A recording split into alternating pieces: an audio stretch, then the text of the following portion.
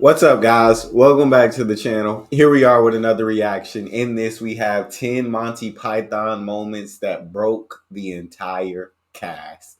Before we dive into this video, if you guys happen to enjoy, please don't forget to smash subscribe, give the video a thumbs up, and let's get a look at these moments.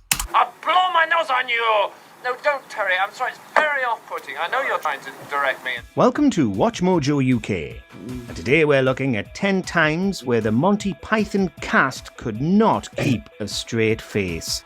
Before we begin, we publish new content every day, so be sure to subscribe to our channel and ring the bell to get notified about our latest videos. A grey hole!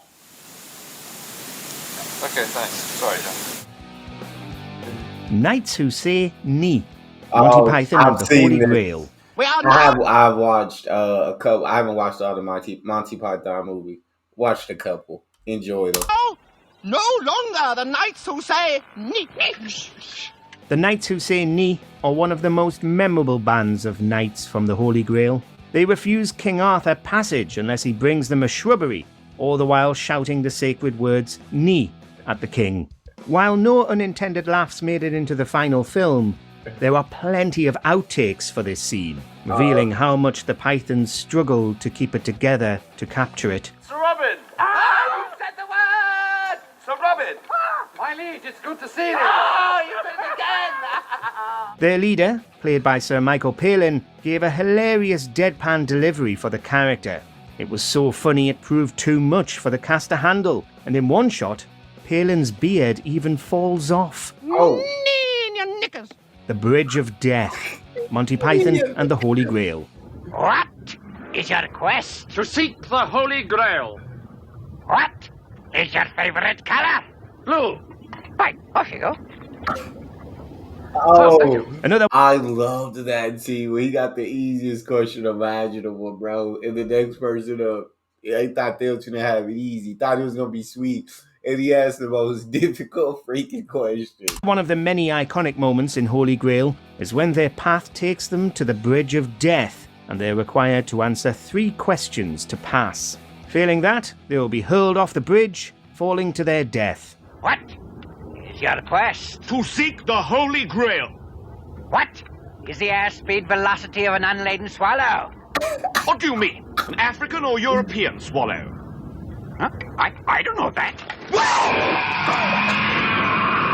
They managed to get professional takes for the final product, but the outtakes show it was quite difficult to do I so. don't know that. Lancelot, played by John Cleese, is asked 3 comically simple questions, Yes. the last one asking his favourite colour. He's supposed to say red, but in one outtake, Cleese completely forgets the line and says, "It depends, really." What is your favorite color? Well, depends really. Ypres 1914, Monty Python's really. Flying Circus. Our first Flying Circus entry is of the sketch Ypres 1914, where the Pythons are acting as English soldiers in the First World War. Oh. How many are there of us? Well, sir, there's you, me, Jenkins, Padre, Kipper. There's 5, sir. And only rations for... 4, sir. Precisely. Uh-oh. I'm afraid one of us will have to take the other way out. There are 5 soldiers, but only enough rations for 4, causing them to enter a debate about who will be left behind. First, they draw straws to decide, but after drawing the short straw 3 times in a row, Graham Chapman is displeased. Best of 3? He claims that lets him choose how they determine who will stay behind, and eventually suggests they settle it with fisties. I think fisties would be best. Oh, Okay. so you got the man who ain't got no arms, bro. He ain't got no arms. It's not fair. So, hands behind backs. After 3, okay? 1, 2, 3. The silliness of the line causes Cleese, playing an armless character, to visibly have a hard time stifling his laughter. Yeah, French cast I could definitely see when they said arms behind back, he kind of had a little grin on his face. You could definitely see he was fighting. But that is absolutely hilarious. scene, Monty Python and the Holy Grail. Is there someone else up there we could talk to? No, now go away or I shall taunt you a second time. The French taunter scene in Holy Grail features John Cleese hurling over-the-top insults over the walls of a castle while claiming they've already got their own Holy Grail. It's a staple of Monty Python, with lines like "Your mother was a hamster and your father smelt of elderberries" being immortalised in pop culture. This was another notoriously troublesome scene to acquire, since it was just so funny, it kept breaking the cast. No chance, English bedwetting types. Oh no, sure thing, no chance at all. What is the next line? One outtake shows Cleese losing it and bursting into laughter halfway through the line. On the ground, Chapman, as King Arthur, found it almost impossible to hear the lines without laughing. I fart in your general direction. Your mother was a hamster and your father smelled of elderberries. Where are we? Monty Python Live. I feel like you have just got to love it, bro. Like I said, John Cleese is absolutely freaking golden. And like I only got to watch a couple of the Monty Python movies, but they were freaking hilarious. I feel like I haven't seen the Flying Circus and I haven't seen live. Mostly. Would you excuse me a moment, sir? Not right at the moment. Oh.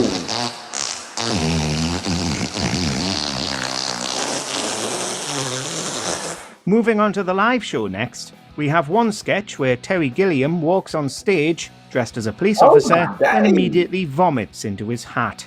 Cleese then insists he takes a box of chocolates, forcing him to put his hat on. This causes everyone on stage to have a hard time keeping cool, with Gilliam constantly snickering. Cleese insists he must pull himself together or else he'll be a Constable X-Parrot. You'll be a Constable X-Parrot. Where are we? Can you remember? All three then lose it completely, prompting Cleese to ask, "Where are we?" He was so caught up in the joke. Don't talk to the audience. Why not? It's contrary to Section 28 of the Sketch Comedy Act. French lecture on sheep aircraft. Monty Python's Flying Circus. Now it's time to return to the Flying Circus. Specifically, the French lecture on sheep aircraft sketch. Maintenant, quand le U lève comme ça, nous avons dans la tête le cabine. Ici. It involves two Frenchmen, Cleese and Palin, describing le mouton anglo-français, a sheep aircraft.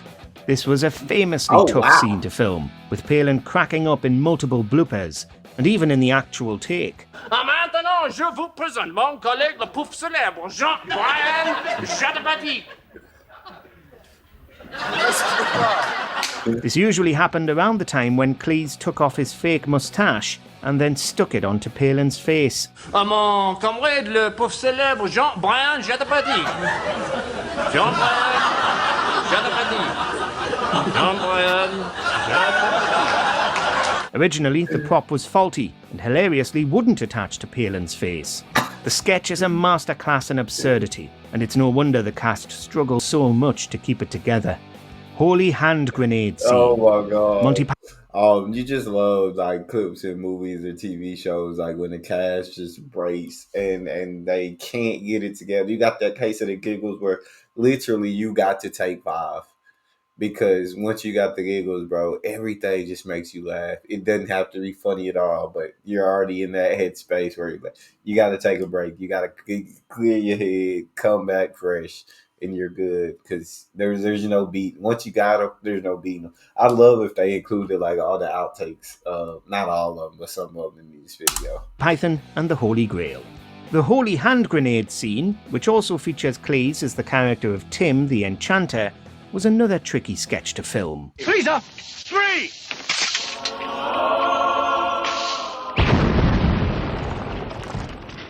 Cleese struggled to keep his cool while playing Tim, and in one outtake he irritatedly asked someone off camera to keep quiet.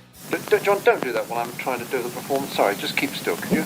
The cast struggled to take on the Rabbit of Kerbanoog, breaking into laughter in the outtakes. The most funny outtake is when Eric Idle is bringing out the Holy Hand Grenade of Antioch and hilariously falls down the hill, causing the whole crew to lose it. This scene is a classic, and it would be surprising if they didn't break while making it. cracking up. Monty Python Live, mostly. Oh, yes, the Norwegian blue. What's wrong with it? I'll tell you what's wrong with it. It's dead. That's what's wrong with it. The Dead Parrot sketch is beloved by all Python fans, and in Monty Python Live, mostly, they relived the iconic bit once again. I wish to register a complaint. For those unaware, it features Cleese as an irate customer attempting to return a clearly dead parrot to a pet shop. Palin is the shopkeeper, and he repeatedly insists the bird is merely resting. When performing it live, the pair massively played up the sketch's absurdity, and it became so funny that neither of them could keep a straight face. Cleese even forgets where he was at one point and asks Palin for the line. This live rendition is a brilliant example of how timeless their humour can be. Where were we? You say, now that's what I call a dead parrot. Now that's what I call a dead parrot. Long pause. Monty Python and the Holy Grail. Did you dress her up like this? No! Yes, a bit. I love that scene. Loved, freaking loved that scene, bro. Monumental movie Holy Grail, the witch burning scene is a standout moment of hilarious absurdity. Yes, it is. A mob accuses a woman of being a witch, and Sir Bedivere, played by Terry Jones, uses scientific reasoning to determine her guilt. At one point, he asks, why do witches burn? And John Cleese, playing a medieval peasant, was supposed to reply, because they're made of wood. Why do witches burn? Because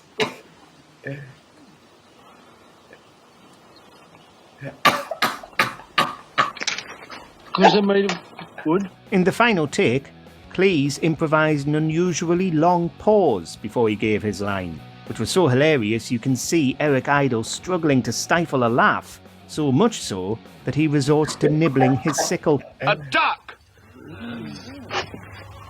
Exactly. Giggling gods. Monty Python's Life of Brian. Easily the most hilarious one, bro. Easily. That scene freaking killed me. I think it's a joke, sir. Like Siliosaurus or Biggest Digger, sir. In Life of Brian, the Biggest Dickus scene is legendary, not only for its outrageous humour, but for the cast's hilarious struggle to maintain a straight face. Pontius Pilate, played by Michael Palin, is discussing his friend Biggest Dickus. Pilate also has this ridiculous speech impediment that makes these joke names sound even more comical. Biggest.